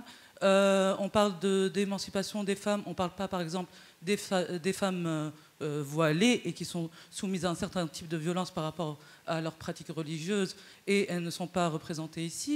On ne parle pas des femmes qui ne sont pas hétéronormées, on ne parle pas des femmes... Enfin, il y a d'autres types de femmes qui sont soumises à d'autres types de violences et le fait de parler d'un seul type est peut-être un peu limitatif.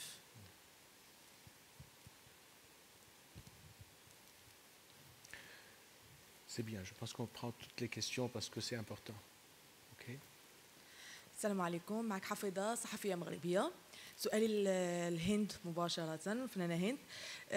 فالهوليوود كله واقف دابا على مناسبة التحرش الجنسي اللي واقع، وفي فرنسا هضروا على هذا الموضوع وفي الهند هضروا على هذا الموضوع، لكن في عالمنا العربي ما شفنا حتى ولو فنانه قالت انه تعرضت للتحرش. او واش هذا حيت ما عندناش تحرش في عالمنا العربي في وسط الفن، او لا هو خوف من المنتجين ومن رد الفعل حتى ديال الجمهور؟ وشكرا لكم فنانة هند. شكرا. C'était وراو les émotions, les visages des femmes, الناس كيفاش تحكي حتى في يعني حتى في الديسكور نتاع الناس غاديكا في الافلام رجال ونساء وصغار تشوف بالحق والعباد.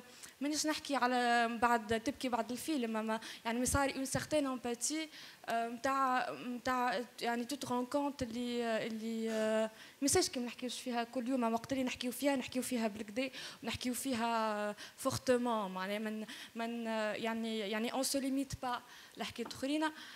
الحاجه الاخرانيه بالكل نحب نقول اللي فما دي زوم كي سو ريفونديك يقولوا رانا فيمينيست، اما افيك ريزيرف. ديما ما فماش، ديما يقول لك راني مع نساء ونحب نساء ومع لي دغوا دو لا فام، اما ما نعرفش يعني كل مره فما هكا ريزيرف صغرونا ما تخليش يكمل جوسكو بو، ولا ما تخليش يكون مع نساء 100% معناه.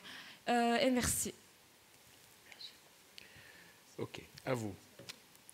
Vous avez le grand choix. حبيت نرجع شنو قال مسيو. أول حاجة يظهر لي كي نعطيو الحقوق اللي النساء تستحقها ماناش قاعدين نحيو في حقوق الرجال. معناتها هنا ما فماش زجر، فما حق بالكش بركة قاعدين نحيو فيه.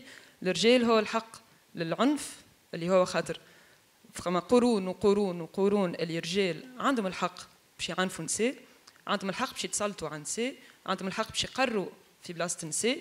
كي انت تجي تحط قوانين اللي ما عادش تسمح للرجال، هذوما يظهر لي هو حق ما يسالش كان يتخليوا عليه، معناتها ماهيش مشكله كبيره.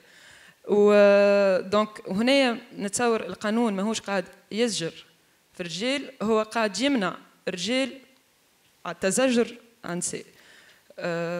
وجوستومون معناتها انا نفهم اللي هي تنجم تكون صعيبه للرجال ولا لاي عبد اللي هو في مكان نتاع السلطه باش يقول هاني نتخلص من السلطه هذيك، باش نكون مجتمع إكيليبري ومجتمع إيغاليتير. هو ان شاء الله نهار جوستومون الرجال تشلق اللي السلطه هذيك كان هما يتخلصوا منها هما بيدهم يتفرهدوا على الاخر معناتها وتبدا حياتهم ازين برشا. جوستومون حبيت نرجع لامل اسمك شنو امل قالت اللي العركه ماهيش كان نسي رجال خاطر بنقول كان على خاطر ديما برشا مرات تقولوا العركه ماهيش ضد الرجال، انا نقول ماهيش كان ضد الرجال خاطر الرجال هما اول وحيد اوسي كي سون فيكتيم d'un système اللي هو ذكوري اللي يخليهم من الاول كان ما يصيرش برشا ديكونستركسيون من بعد يخليهم من الاول اللي هما في بوزيسيون اللي باش يكونوا يتسلطوا يحبوا ولا يكرهوا على نساهم على بناتهم على خواتهم واماتهم اكسترا. دونك الفما الرجال ديزون اللي qui ont évolué dans le sens où ils ont déconstruit هذاك الكل déconstruction malheureusement في الريجيون تاعنا ولا مش كان في الريجيون تاعنا تصير من بعد خاطر ما فماش ادوكاسيون تصير من المكتب اكسترا من الاول. دونك حبيت نرجع جوستومون اللي هو العركه زاده ضد مجتمع ذكوري اللي هو البونسي هذيك اللي ريبرودويت مالوروزمون اوسي بار دي فام معناتها علاش على خاطر كنتي ملي تتولد وعندك معناتها ملي انت ديجا في دارك تسمع فيه الكلام هذاك معناتها تسمع فيه من عند امك تسمع فيه من عند بوك من عند الناس الكل. دونك سي نورمال اللي كان ما فماش ان ديسكور اللي يجي كونتر واللي انت زاده تنجم تيدونتيفي ليه الديسكور هذاك من غير ما تكون حاشمه على روحك معناتها من غير ما يكون ظاهر الديسكور هذاك نيجاتيف ولا ظاهر هذاك الديسكور نتاع نسي الدرا شنو ودرا شنو. دونك لازم جوستومون الديسكور هذاك يولي بوزيتيف لاي امراه تحب تنجم تولي سيدونتيفي من غير ما تحشم. باش نرجع زاده اللي قلته انت ولكن avec des exemples plus concrets on va dire. وقت اللي الدولة والقوانين ترسخ فكرة انه المرأة ماهيش كاين بأتم معنى الكلمة. وقت اللي الدولة ترسخ فكرة انه المرأة مرتبطة بالراجل في فلوسها في حياتها في كل شيء. وهذا نعطيك des exemples معناتها كونكري. وقتها ما تنجمش تلوم اللي في حالة الطلاق نفس الدولة هذيك تغزر للمرأة et elle la considère comme étant complètement dépendante de cet homme اللي باش تطلق منه. دونك تولي هي صحيح طالبوا باش انه يصرف عليها ويسكنها وكذا كذا كذا ويتلهي بالصغار. في تونس مثلا ما تنجمش تمشي تطلع باسبور صغارك يلزم البو. في تونس ما تنجمش انت تكون توتور ليغال نتاع صغارك، البو ما يستعرفوش بيك كامراه. وقت اللي تقدم نفسك باش تعمل اي ورقه لصغارك يقولوا لك عيط للبو tu n'existes pas. وهذوما حاجات تعديت بهم. انا مثلا باش نعطيكم اكزامبل في حياتي مشيت حليت كونت ايبارني لصغاري ان مومون بعد نقلت من الدار دونك حبيت ننقل من بانكا مشيت باش نسكروا قالوا لي لا عيط الراجل كي يسكروا وقت اللي انا حليته وانا حطيت فيه فلوس. معناتها دي زيكزامبل هكاكا في الحياه ما ينجموا كان يخرجوك من سينتك مثلا. دونك وقت اللي صحيح وقت اللي الدوله والمشرع يخرج المراه من هالتوتوريا هذايا اللي تحت الراجل ويعتبر انها كائن بأتم معنى الكلمة انديبوندونت فينانسيرمون من الراجل، كانت موجودة وكانت عايشة قبل ما تعرس بها، علاش ما تكونش هي بيدها موجودة وعايشة بعد ما تطلق منه؟ صحيح يلزمه يستعرف بالصغار ويصرف على الصغار، ولكن هالعقلية متاع انه يطلق من امرأة يولي يصرف عليها، زاد سامحني نعرف برشا نسيت نجم تكرهني في الديسكور هذايا، ولكن اي امرأة تخدم وعندها فلوسها وعندها وجودها وكيانها في مجتمع ما تنجمش كي تطلق طالب الراجل انه يصرف عليها ويعايشها. لازمها تكون هي بيدها واعيه اللي يلزمها تكون كي تعرس تكون تخدم وعندها فلوسها وعندها وجودها في المجتمع. هذا يا راينا. من ناحيه اخرى نحب نحكي على اللي قالته من الاول بارابور الفكره نتاع انه علاش ما نحكيوش ديما على ونوعيو ديما في المجال هذايا وفي على مثلا لي فيولاسيون على ليغار دي فام والكل. نعاود نرجع ديما ونقول اللي راهو سي اون كيستيون ديدوكاسيون من الاول، ترسيخ فكره ضعف المراه والا عدم قدرتها على انها تعمل كذا ولا كذا. مثلا نشوفوا في لي زيكزامبل نورديك الصغار البنيه تنجم تتعلم نجاره والوليد ينجم يعمل كروشي ولا خياطه. علاش من الصغرى المراه ماهيش مؤهله انها تقوم ببعض الاعمال والوليد ينجم؟ علاش؟ Pourquoi? Donc cette ségrégation et cette exclusion de la femme de certains domaines راهي تبدا من الصغرى مش من ونظرة الراجل والا المجتمع للمرأة راهو يبدا من الصغرى. فما كتاب انا شريته لبنتي نقرا لها فيه وهي مازالت ما تعلمتش تقرا اوغوزمون دايوغ الحمد لله يا ربي على خاطر كي خلطت المستوى معناتها من القصه نلقى حوته وحوته سمكه تحكي مع سمكه واحده عندها كيك الواحد هكا مغطيه والاخرى قالت لها لماذا انت عاريه استري جسدك. انا كي وصلت كي وصلت للستاد هذاك نتاع القصه وحلت قلت بون الحمد لله بنتي مازالت ما تعرفش تقرا جي انفونتي اوتر شوز خلقت لها نهايه اخرى للقصه وما حكيت لهاش على عراء الجسد وستر الجسد. علاش نحبوا نعديوا بالسيف الفكره للصغار وللولاد وللبنات اللي جسد المراه عوره واللي جسد المراه واللي المراه هي اللي هازه لونور الواحد دو لا فامي وجسد المراه نخافوا منه en même temps c'est l'objet de frustration sexuelle et de désir sexuel à la fois. Donc c'est toute cette ambivalence et tout ce paradoxe que les femmes vivent depuis toute jeune et que les hommes renforcent et que les familles renforcent et que les mères renforcent et que les pères renforcent. Donc الحكايه الكلها ديما ندوروا ونرجعوا للإدوكاسيون. مثلا في سياق اخر مش على المراه وكل قصه اخرى نقرا فيها اقول لك مشاو عملوا بيكنيك وكذا للعائله والاصدقاء الصغار ودرا شنو ومن بعد حفروا حفره وردموا الفضلات. امان كي تقول للصغار معناتها كي تعدي حاجات هكا للصغار من depuis leur plus jeune âge كيفاش تحبهم يكبروا. Donc l'éducation est très importante par rapport à la vision des choses, par rapport au comportement نتاع الصغار هذوما اللي كي يكبروا نهار اخر نظرتهم باش تكون نحب ولا نكرهوا متاثره باللي قراوه هما صغار. هذايا من ناحيه. من ناحيه اخرى تحكي على l'accès à certains métiers pour les femmes. Notamment au cinéma, notamment quand des assistantes caméra ne pourront jamais avoir accès مثلا الستاتيو نتاع دي او بي ولا موجودين راهو موجودين. صحيح فما justement صحيح فما une certaine ségrégation par rapport à l'accès de la femme à certains métiers ولا certains domaines. كيما حكيت انا على حكايه مثلا نجاره ولا سودور ولا فيرونري ولا ميكانيك افيون ديما يلزموا لا يدموش بنايه alors que c'est pas vrai. Dans le domaine du cinéma مش خاطر احنا فيه راه صحيح فما الارسلمون في كل بلاصه صحيح فما ségrégation والفيولونس à l'égard des femmes في كل بلاصه notamment في السينما. ولكن جو كونسيدير وحسب ما نرى معناتها عندي توا بريسك 18 سنه في الميدان هذايا جو كونسيدير اللي on fait partie quand même de l'un des domaines où la capacité et la persévérance et le travail et le mérite payent. أنا نعرف برشا بنات بداوا أسيستانت سون ولا أسيستانت كاميرا وتعداو ولاو هما شيف دو سيكسيون ولا شيف دو ديبارتمون. Donc صحيح فما peut-être une domination masculine sur certains secteurs, fama peut-être un certain facteur, certains facteurs qui privilégient l'avancement de certaines femmes et pas d'autres, mais il y a aussi le mérite. Le mérite paye aussi, paye beaucoup. Voilà. Je n'attaque. Pour répondre à votre question et votre question en même temps, donc l'industrie, علاش فما صمت على التحرش الجنسي في الصناعة في الانترتينمنت entre guillemets.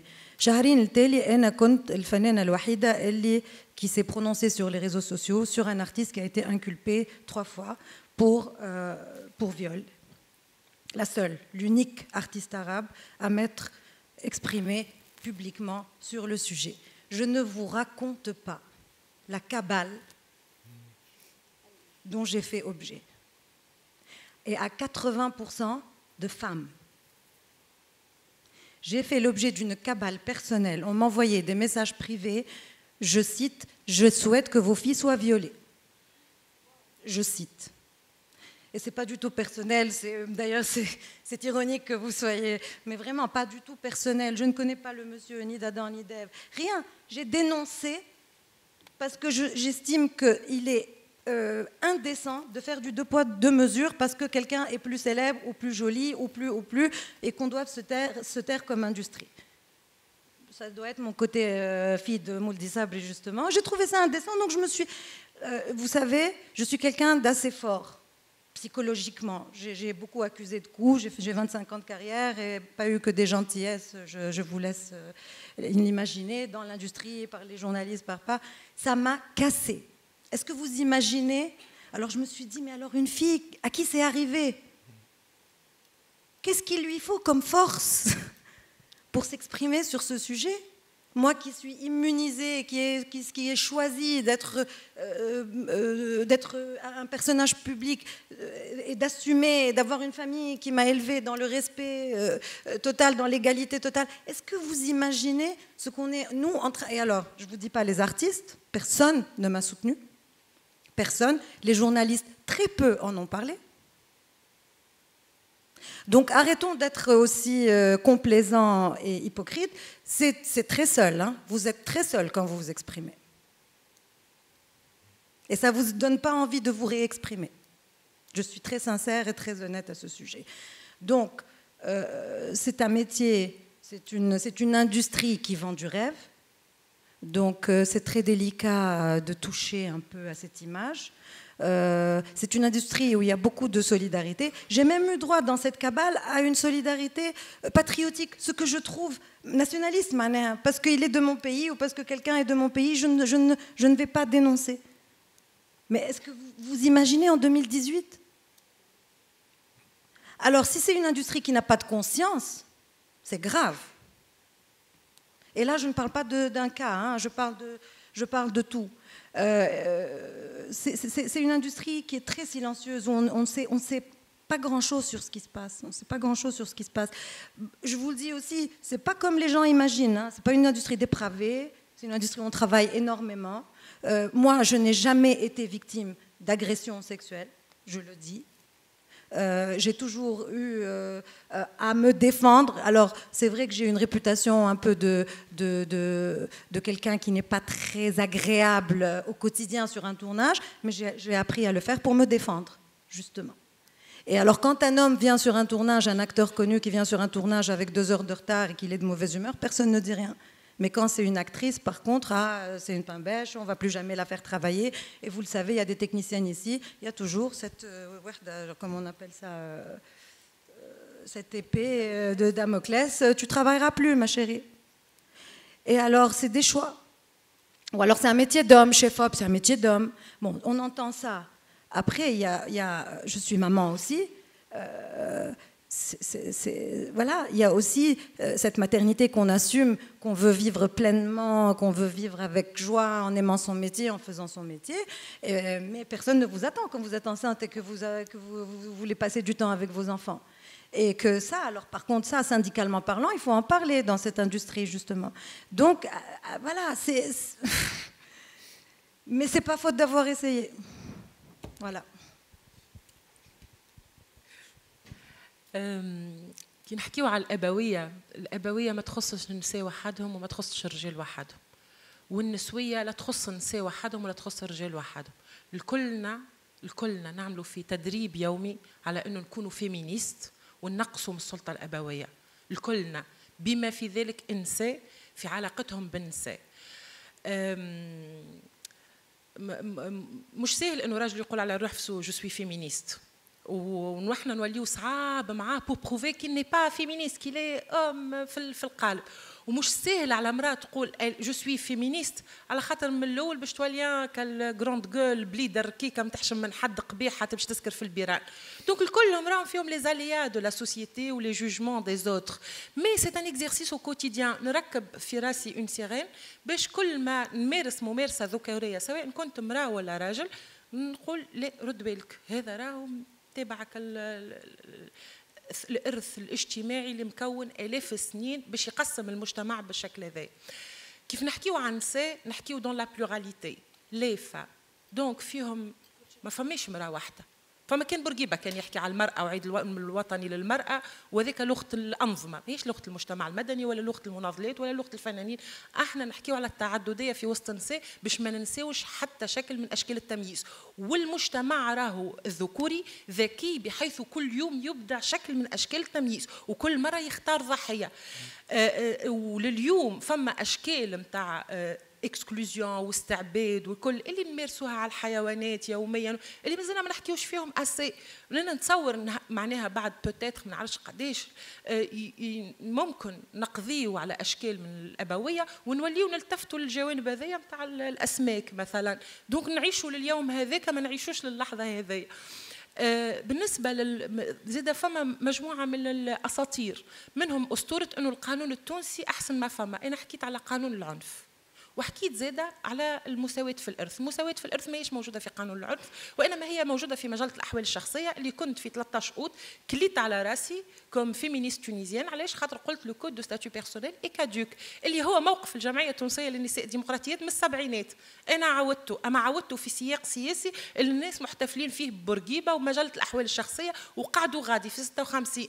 لكن مجلة الأحوال الشخصية est minée par les formes de discrimination, commençant par l'article 23 اللي يعطي للراجل وحده le statut de chef de famille.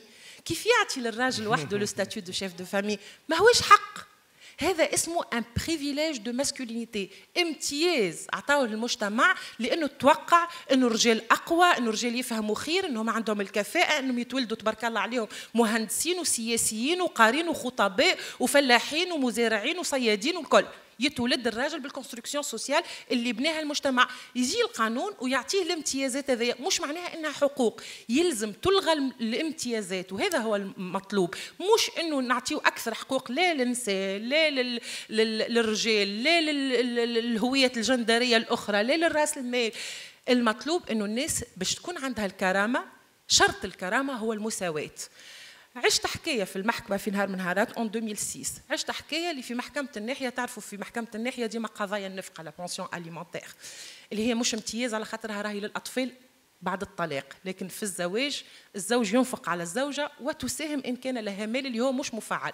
لكن عشت حاجه اللي في محكمه الناحيه في حي التضامن اللي هو ان كارتيي شو، معناها على خاطر فيه فقراء وفيه ناس خارجين على السيستم، ومش معناها انهم هما عنيفين اكثر. راهو خاطر اغيتون زاده واحد من الاوهام انه العنف راهو كان عند الفقراء الاغنياء عندهم اكسي للجوستيس، لكن الواجهه الاجتماعيه تخليهم يحشموا يمشيوا للمحكمه وتقول راني تضربت على عيني، لكن العنف ترانسفيرسال. دونك في المحكمه هذه فما امراه هكا كيفي انا بصحتها وقدعه وعندها رجلها اقصر منها شويه. القضيه هي شاكيه بها على خاطر ما ينفقش على اولاده في اهمال عيال. القاضي كي خزر لهم هو قاضي ضامر ياسر وقال يا فلانه ها قالوا لي اللي انت تصوتي في راجلك. إبا السالة الكل تضحك. السالة الكل تضحك علاش؟ خاطر جيتهم غريبة إنه امرأة تصوت رجلها. علاش تجيهم غريبة؟ مش خاطر فقط الإحصائيات تثبت اللي هي، على خاطر حتى امرأة ما تقول لرجلها والله ما نعطيك كف إلا ما نربيك، والله ما نعطيك كف باش ما عادش تخرج في الليل وتمشي تقهوج مع أصحابك. أما المرأة كي تتضرب يعتبروا إنها وسيلة من وسائل التربية، انه جسدها هذاك مش ملكها، وانه شكل من اشكال تخويفها باش تكون في وسط المنظومه اني انا نعطيها كفين. خاطر نحن في ثقافتنا اضرب القطوسه تتربى العروسه، ما يقولوش اضرب القطوس يتربى العروس، لا، الكونستركسيون سوسيال تبنيت بالشكل هذا، انه العنف يستهدف النساء على خاطر قرينا فيهم الدونيه واستنقصنا منهم. دونك هي ثقافه تثبتها الارقام وتثبتها الاحصائيات، واذا كان ما نتصداوش للثقافه هذيا بقانون نتاع المساواه، مش قانون يزجر، ما حاجناش باش نزجروا حتى حد، لا يتزجروا النساء ولا يتزجروا النساء ولا غيرهم، حاجتنا بقوانين اللي تعتبر انه الاصل في الانسان هو كرامته الانسانيه، وانا كرامتي بالمصري لهنا بتنقح عليا كل يوم. خاطر نحط بطاقة تعريفي قدامي نلقى زوجة فلان الفلاني، نحط هو بطاقة تعريفه ما نلقاش زيها زوجة فلان الفلانية. تصور في مصر نحاها، في تونس مازال تتبع فينا، على خاطر القانون التونسي لو كان أنا أنجبت صغير خارج الزواج يجهلني تماما اني انا نحب نمارس الماتيرنيتي نتاعي ونكون اون مير سيليباتير، ينكر فيا، وولدي ما عندوش الحق يورث كيف الولد اللي تولد في اطار الزواج. ما نمشيش عاد اذا كان انا حبيت امراه وكنت ليزبيان ونحب نعيش معها وقتها تخرج لي اشكال نتاع استنقاص اخرى. دونك اللي نحب جوست في ملخص انا نقول حقنا المساواه، واذا كان حقنا فما مشكل في غيفاليتي تعملت في تونس، تخلقت نوع من الغيفاليتي الوهميه ما بين النساء والرجال على اساس انه القوانين جات تحمي النساء على حساب الرجال. القوانين اي القوانين لليوم ما وصلتش لدرجه المساواه، وربما هذا يغذي الحقد، لكن نهارت اللي نفهموا اللي المساواه راهي شكل من اشكال الكرامه للناس الكل، والكرامه تعني الرفاه الاجتماعي ولو بيان اتر باغمي دوتر إليمون، وقت اللي نقضيو على التمييز في القوانين الكل مش بقانون تاريخي والبقيه يكونوا متخلفين، ممكن وقتها نكونوا عملنا حجره في طريق الكرامه الانسانيه، وهذا هو المطلوب للبشر الكل.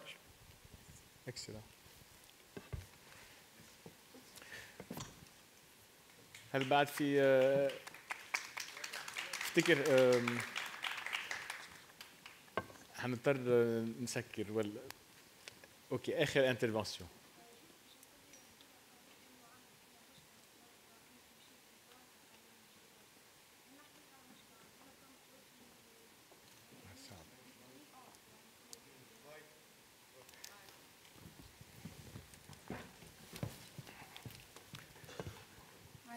أنا قلت لك بام توفي دوبوي 2011.